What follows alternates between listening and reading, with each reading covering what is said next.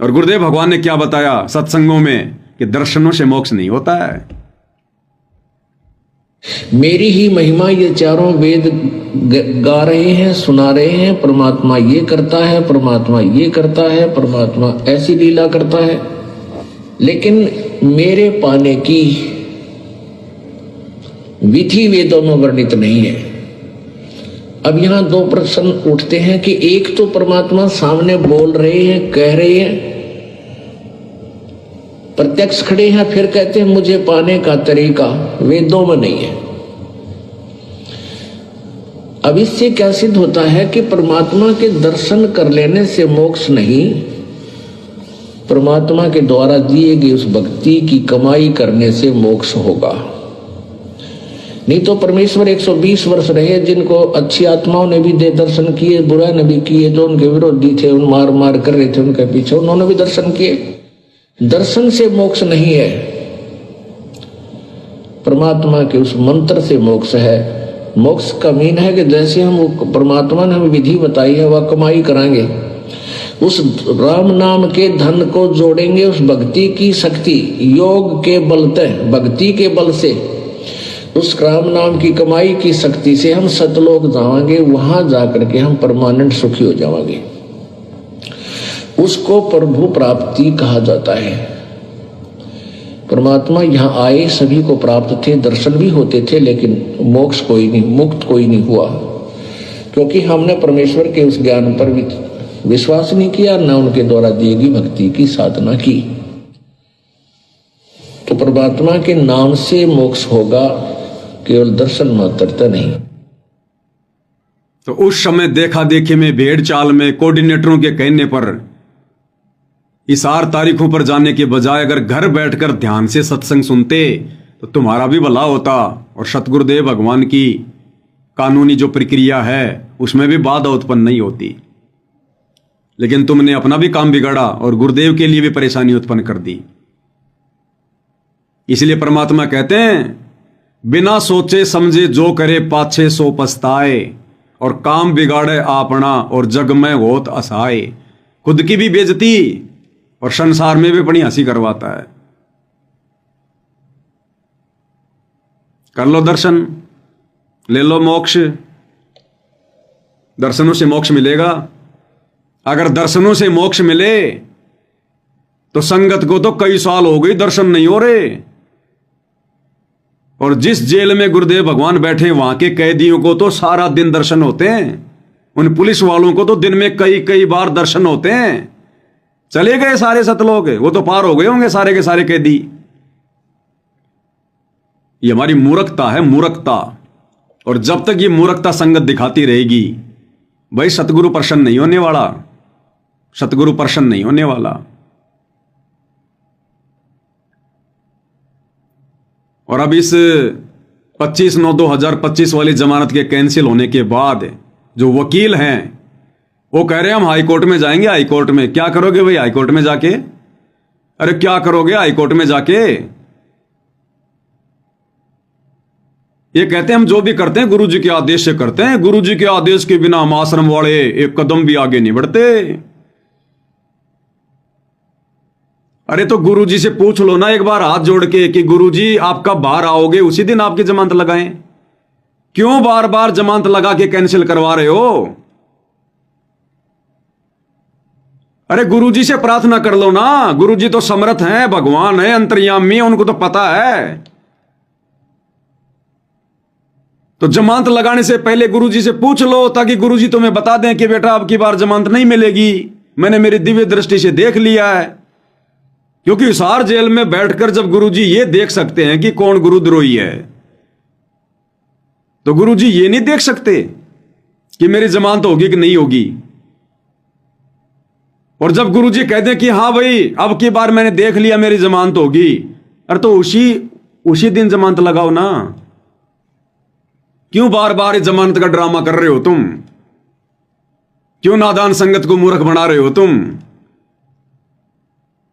होशियार बन रहे हो कि हम गुरु जी के पक्ष में हैं, हम गुरु जी को बाहर निकालना चाहते हैं, देखो हम गुरु जी की जमानत लगा रहे हैं, और रुकवा भी देते हो।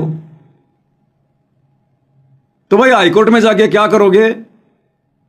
पहले गुरुजी से अर्ज कर लो, गुरुजी से प्रार्थना कर लो। अगर तुम्हारे दिमाग में ये बात नहीं आई है तो अरे वकीलो, तुम गुरुजी के पास तो जाते हो मिलने।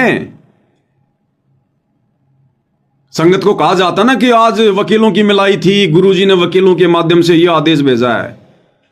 अरे तो भाई वकीलो, हिसार जेल में जाओ, तुम्हें विधि बता रहे हैं, हिसार जेल में जाओ, सतगुरु जी को दंडवत प्रणाम करो, उनसे अर्ज करो, विनती करो। लेकिन तुम दंडवत प्रणाम नहीं करोगे, तुम्हारी काली पैंट सफेद शर्ट मिट्टी में गंदी हो जाएगी। भाई आसपास के लोग देखेंगे तो क्या कहेंगे, ओहो ये वकील भी संत रामपाल जी को दंडवत कर रहा है। संत रामपाल जी के मुकदमों में ज्यादातर उनके भगत वकील हैं, और जब जेल में मिलने जाते हैं दंडवत तक नहीं करते, दंडवत तक शर्म के मारे। तो भैया अगर उनको प्रसन्न करना है तो गीता जी अध्याय 4 श्लोक 34 में लिखा है कि सर्वप्रथम आधीनी से उस तत्वदर्शी संत को दंडवत कर, झुक के प्रणाम कर, तब तुझे वो तत्व ज्ञान का उपदेश करेंगे, तब तुझे कोई मार्गदर्शन देंगे। तो दंडवत प्रणाम करो जाके और अर्ज करो कि हे परमेश्वर, आप कब दया कर रहे हैं बाहर आने की, परमात्मा उसी समय हम जमानत लगाएं, वरना बार बार कैंसिल हो रही है। तो जब गुरु जी कह दें कि बच्चों फला फला दिन तुम मेरी जमानत लगाओ, इस समय जमानत हो जाएगी, बहुत अच्छी बात है। क्योंकि 7 वचन पलटे नहीं, चाहे पलट जाए ब्रह्मांड, सतगुरु के वचन तो फैल हो ही नहीं सकते। और तुम ये कहते हो कि हम तो हर बार गुरु जी से पूछ के जमानत लगाते हैं, तो फिर संत के वचन कैसे फैल हो रहे हैं भाई? फिर संत के वचन कैसे फैल हो रहे हैं? फिर जमानत कैसे कैंसिल हो रही है? जज परमात्मा से बड़ा हो गया क्या? सारे काम तुम मनमुखी रूप से करते हो, गुरु को मानुष मान के।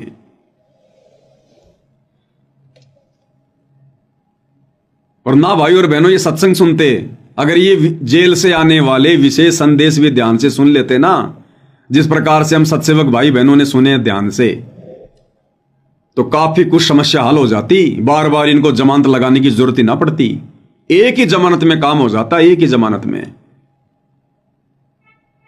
गुरुदेव भगवान ने क्या कहा हिसार जेल से आने वाले विशेष संदेश में, अपने जेल में रहने के विषय में, क्यों गए हैं, किसने भेजा है और कब बाहर आएंगे। गुरुदेव कह रहे हैं किसी और का ब्योत नहीं है जो इस दास को जेल में बैठा दे।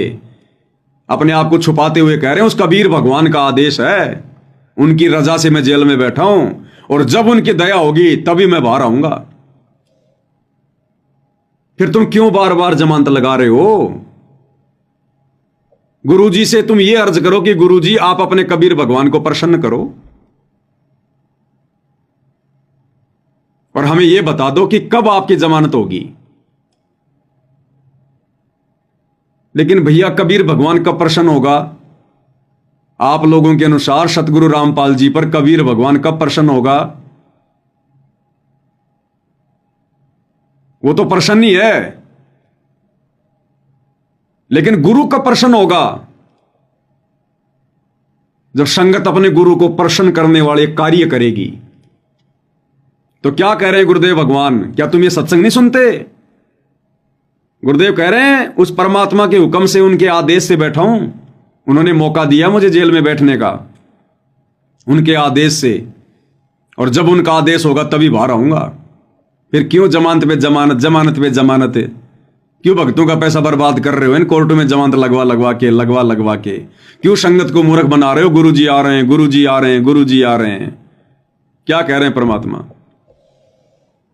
आपको समझाने के लिए, आपकी बुद्धि का विकास करने के लिए ये रह रह कर सत्संग सुनाए जा रहे। आप इनको बहुत गौर से सुना करो, गौर से। एक तो बात देखो, थोड़ा सा विचार करो। अब सुनो, अब परमात्मा की रजा हुई दास को कहाँ रखा गया है? जेल में। ये उसका आदेश है, किसी और का ब्योत नहीं ऐसा कुछ करते। अब परमात्मा की रजा हुई दास को कहाँ रखा गया है? ये उसका आदेश है, किसी और का ब्योत नहीं ऐसा कुछ करते। अब परमात्मा की रजा हुई दास को कहाँ रखा गया है? जेल। ये उसका आदेश है, किसी और का ब्योत नहीं ऐसा। क्या कह रहे हैं गुरुदेव भगवान? ये उसका आदेश है, अपने आप को छुपा कर कह रहे हैं कि उस कबीर भगवान का आदेश है, किसी और का ब्योत नहीं है। यानी किसी और की औकात नहीं है, ना किसी जज की, ना किसी प्रशासन की, जो उनको जेल में बैठा दे। कह रहे हैं ये उनका आदेश है, किसी और का ब्योत नहीं है, किसी और की औकात नहीं है जो ऐसा कर दे। अरे तो आश्रम वालों, गुरुजी से प्रार्थना करो कि गुरुजी आप अपने कबीर भगवान से पूछो, फिर आपकी जमानत कबीर भगवान कौन से दिन करवाएंगे, और आप हमें बताओ, फिर उसी दिन हम जमानत लगा दें। अब उसी की कृपा से आपको प्रिय अमृत वर्षा कराई जा रही है। और कहां से हो रही है? कदे स्वप्न भी ना लेना इन बातों के। और ये ज्यादा नहीं हुआ करती। और इसमें भी आनाकानी रखते हो, सत्संग सुनने में आलस करते हो, टाइम नहीं है, काम हो गया था, तो फिर अभी आप बहुत कच्चे हो, बहुत कच्चे हो। कच्चा हीरा करते हो नहीं सह गणमार, ऐसा एक यौमन हो रहे तो लेखा ले करता। तो इसलिए आपको पक्का हीरा बनाने के लिए ये सत्संग छुड़ाया जाता है। अरे कम से कम ये हिसार जेल वाले विशेष संदेश ही सुन लेते भाई आश्रम वालों, तो तुम्हें बार बार जमानत लगाने की जरूरत नहीं पड़ती। सत्संग में गुरुदेव ने क्लियर कर दिया कि दास को कहां रखा गया है। यानी जेल का नाम तो नहीं लेंगे गुरुदेव, क्योंकि जेल से आ रहे सत्संग, कि दास को कहां रखा गया है, तो वो तो आप और हमें पता कि कहां रखा गया है। और कह रहे हैं ये उसका आदेश है, अपने आप को छुपा कर कह रहे हैं गुरुदेव भगवान कि ये उस कबीर भगवान का आदेश है, किसी और का ब्योत नहीं है जो ऐसा कर दे।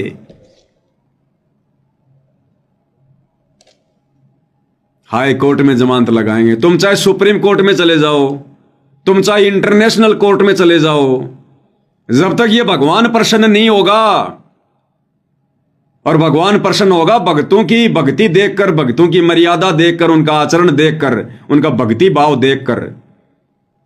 और तुम इन चीजों के आसपास भी नहीं हो आश्रम वालों, आसपास भी, तो कैसे भगवान अपनी जमानत के लिए जज को प्रेरणा कर देगा? नहीं करेगा। तो शिक्षा लो, सबक लो, मोक्ष के लिए जुड़े हो, राजनीति के लिए नहीं जुड़े हो। अगर सतगुरु रामपाल जी के मार्ग में उपदेश लेकर अगर यही बकवाद करनी थी तो फिर क्यों जुड़े? ये बकवाद तो दूसरे संतों के मार्ग में भी चलती है, ये वहीं कर लेते बैठ के। संत की बदनामी करके और पाप जमा करने क्यों आ गए भाई? या तो वो उपदेश ले जो भक्ति करे, जो भगवान को प्रसन्न करे, जो ज्ञान को आधार बनावे। तुमने तो आधार बना लिया अपने कोऑर्डिनेटरों को, गुरुजी के परिवार को, वकीलों को, बड़े बड़े भक्तों को तुमने आधार बनाया, इन लोगों को। तो भाई इन चीजों को आधार बनाने से सौपन में भी मुक्ति नहीं हो सकती, सौपन में भी भक्तों।